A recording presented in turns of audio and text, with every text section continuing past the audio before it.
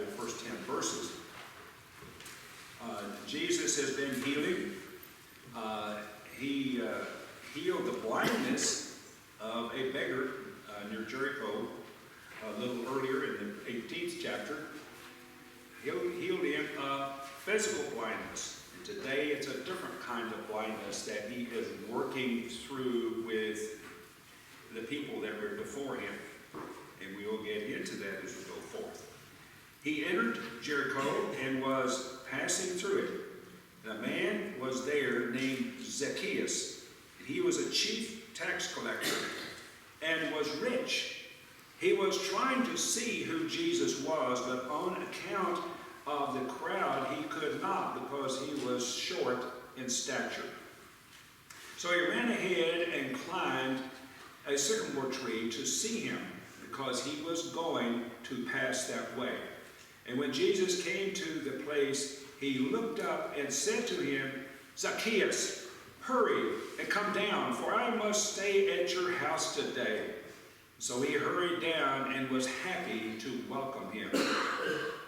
All who saw it began to grumble and said, "He has gone to be the guest of one who is a sinner." Zacchaeus stood there and said to the Lord, "Look, half of my possessions, Lord, I will give to the poor, and if I have defrauded anyone of anything, I will pay back 4 times as much."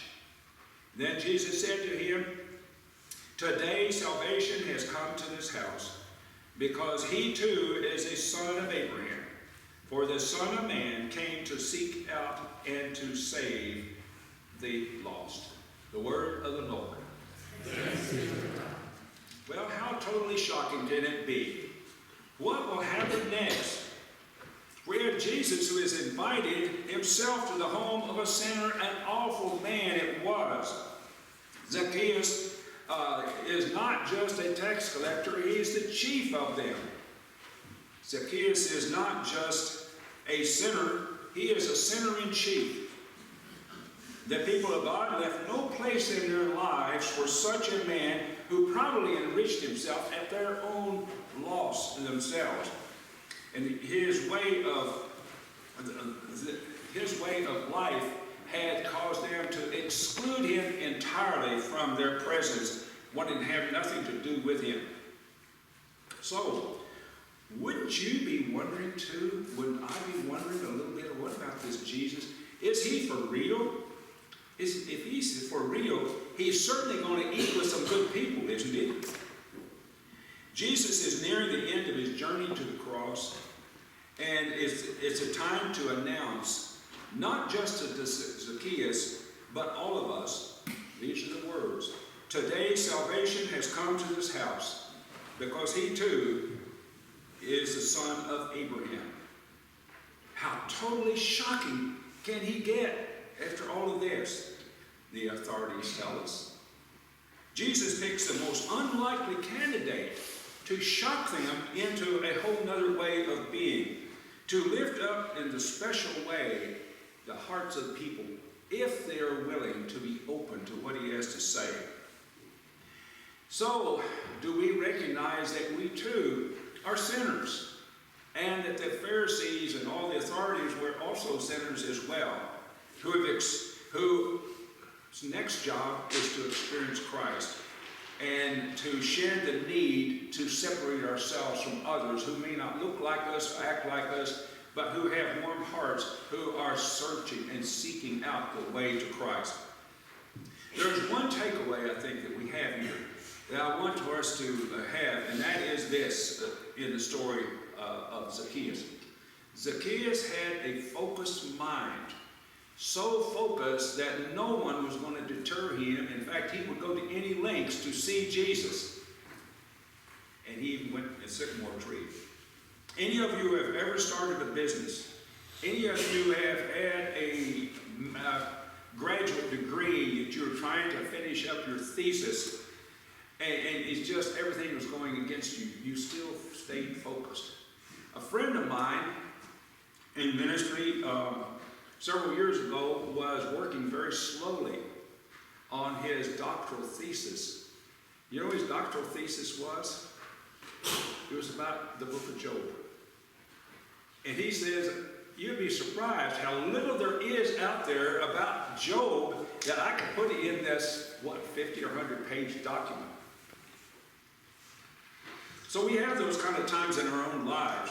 Can we say about our lives that we are so focused that we're going to make this happen, that we have set ourselves out, whether it's to do something, we don't have enough money, we don't have enough people around us to help us to get certain things done, or maybe a person in college or in high school that is looking for resources just to put in here to make a sensible statement that they want to make. So how much do we want to see Jesus? Are we wanting to let our lives go in such a way that we will maybe cease to do certain things at certain times for us to be able to get to that place where we really want to be? A few years ago, I came across a company they were marketing things. And they said, you'll never get your business up off the ground if you don't, for 90 days, quit watching television. Quit doing all the fun things you've ever done, just for 90 days, and you'll be able to fly. Well, what would happen to us if somebody said we have to stop this and stop that in order to focus totally on making this happen? There are so many things around the church that can get done if we're so totally focused. We don't have to worry about whether there's money to do it or whether there are people to do it. Many of us here are already a bit overworked and tired in our own experience of ministry, because sometimes there's too few harvesters to get the job done, and so we look around and they're just not there. One who's totally focused upon Jesus will find a way through, round, over, under, whatever it takes to do. And it may not be the people you see sitting here. It may be people you have not met yet that are going to help us to focus upon what our true ministry really is, even if we can't get the job done on our own. I've watched that in different churches, and I mentioned to you about the church in Cedar Rapids, Iowa, who had this after-school ministry, clothing ministry, food ministry. They had 11, 12-step groups going in any one week. Lots going on. Only 3 people with great vision were there every week doing some part of that program of after school and the clothing, giving to people who did not have what they needed to live. And 30 of them came from the community. I wasn't there when they got all this organized, but I sure enjoyed watching it all happen. And I couldn't tell who was a member of the church and who wasn't. Doesn't matter. Neighborhood church book that we studied in Sunday school about 4 or 5 months ago, it says it doesn't matter. You just get your vision and go for it. I want to talk to you in just a minute about an illustration in my own life. Dot and I have a son in the Maryville, Tennessee area. You've been through there if you go to the Smoky Mountains. And one day we were in a business office, and as I walked in, well, he and I walked in, the owner of the business over here, and this other gentleman, a Zacchaeus kind of fellow, and my son told me after we left, he said, you would not realize he was one of the meanest people around here. He stole, he was mean to people. Okay, so he said, my son introduces me to him, somebody he'd known around church. And so he said, John, this is my dad, Mike. And the man immediately said, hey brother, are you saved? For you see, he had come to the place of an altar experience. He had a Zacchaeus kind of experience where after that, he was so totally focused upon nothing but Jesus. And my son had to try to calm this down a little bit because he knew me, and he knew this fellow didn't. He said, John, my dad's a Presbyterian minister. He said, brother, are you really saved? Because I guess he had heard about us. Can we have something of the focus that we believe in so much that we don't leave a stone unturned until we create the circumstances where we feel God is calling us to, that we won't let anything stand in our way? Like, I'd be embarrassed to say, brother, are you saved? That man was totally focused.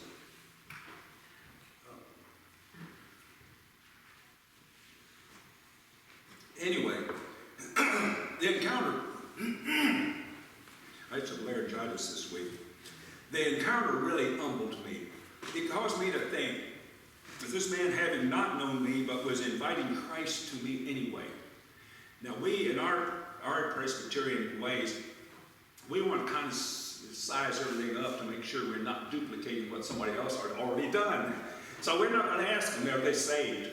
But we do find our way, and I'm not advocating to do as this man did, because it's not really us. But we build a relationship with people as we are able to visit with them and talk with them. And pretty soon you can find out if a person has a sense of being lost in their lives, not knowing what direction to be. It might be first to take them and get a bite of food together, or it might be to sit down and just hear their whole story, and to be able to share our faith story. A little different than the man who was there, but I only bring him up because he was so focused. No one was going to deter him from finding out that there's one lost soul that still need to hear about Jesus. So when I ponder our churches today, I see that we can either keep our sight on ourselves and our own problems, or we can set our sights on Jesus and know that there are some things we will do in ministry and community that we may never realize any kind of real results that result people coming to the church or getting involved with us, but somehow we are a bright light in their eyes, giving them heart and hope again. Or maybe they do join and come with us and say, how can I be a part of this? One of the things that we so often fail to do is give people a job. One reason we get tired and overworked when there's too few people to do is maybe we haven't asked enough people in the last 20 years, what is it that you would like to do? Would you want to go with me on this little trip, or to chop a cabbage tomorrow, or something of that nature?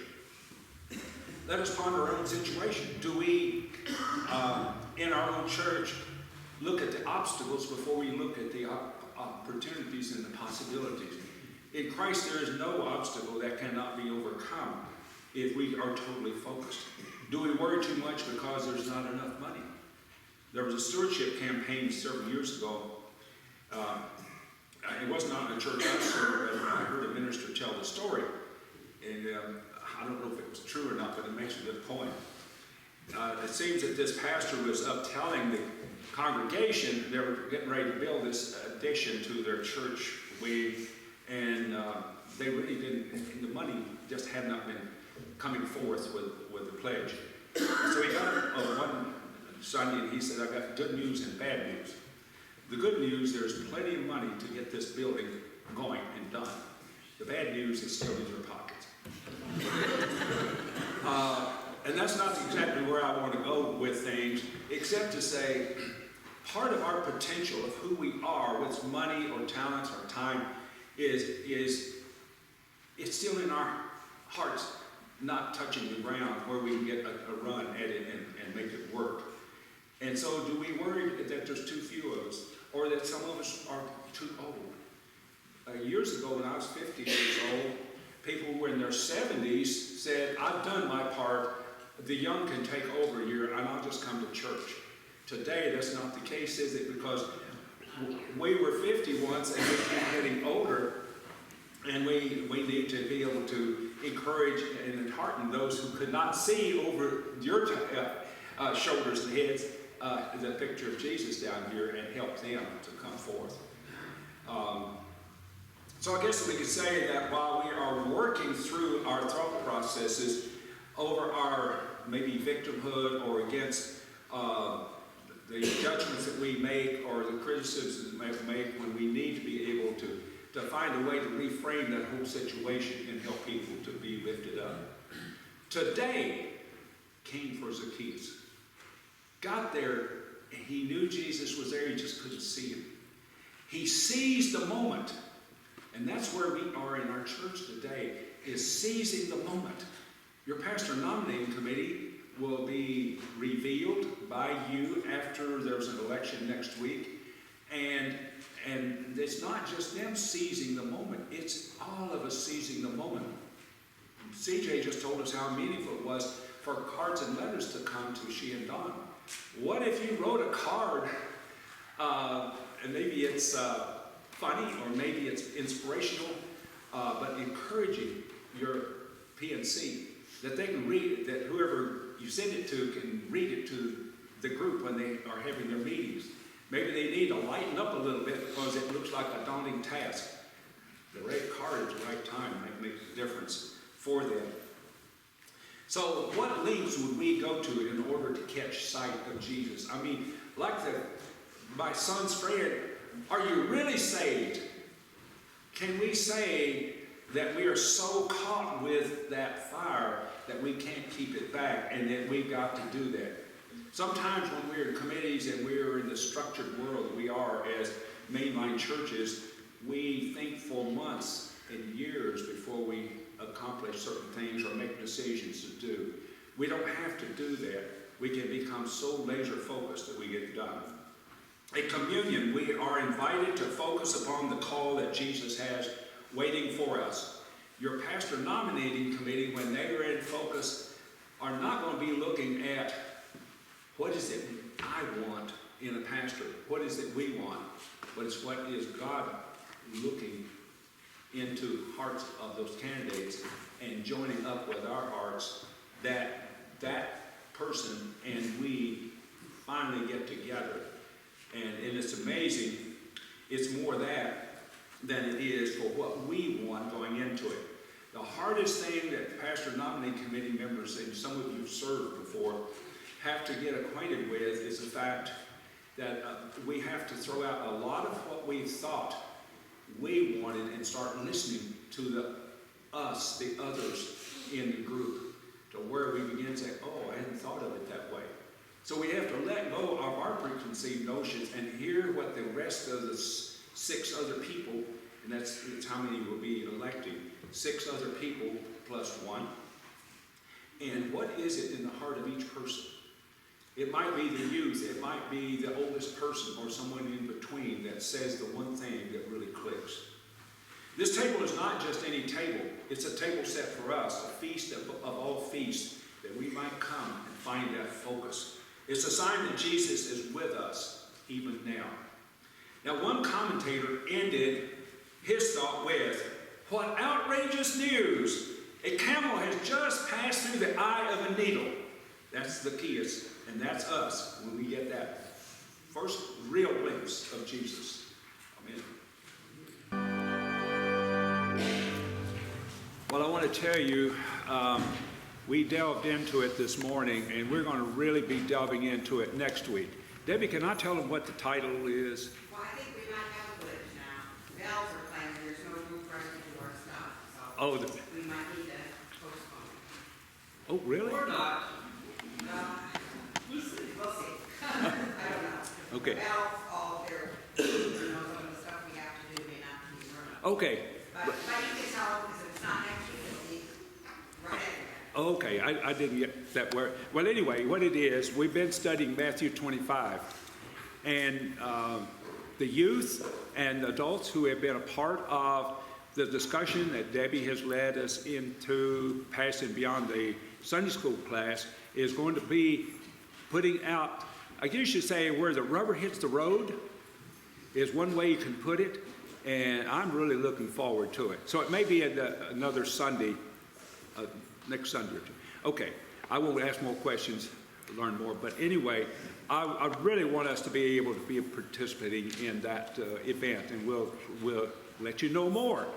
And there's so much going on, and there's with things moving pretty fast now.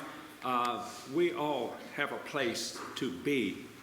Any of us can be a part of helping this church to go through it, not just the transition, but to be prospering in the faith. Not everybody can be like the friend that I met, who his church would have said he was on fire for Jesus. Aren't we on fire for Jesus too? When we focus our whole lives on how can we be faithful servants of Christ, how we can become the disciples to whom he has called. He calls us daily. Sometimes we hear and sometimes we wake up a week later and say, oh my gosh, I forgot I was going to do that. Still time. He gives us time to do that. And let us go in the peace of Christ that loves all of us, and we are to go out and love all who Jesus loved too. Zacchaeus and all of those who fall short in life. That's us. Amen.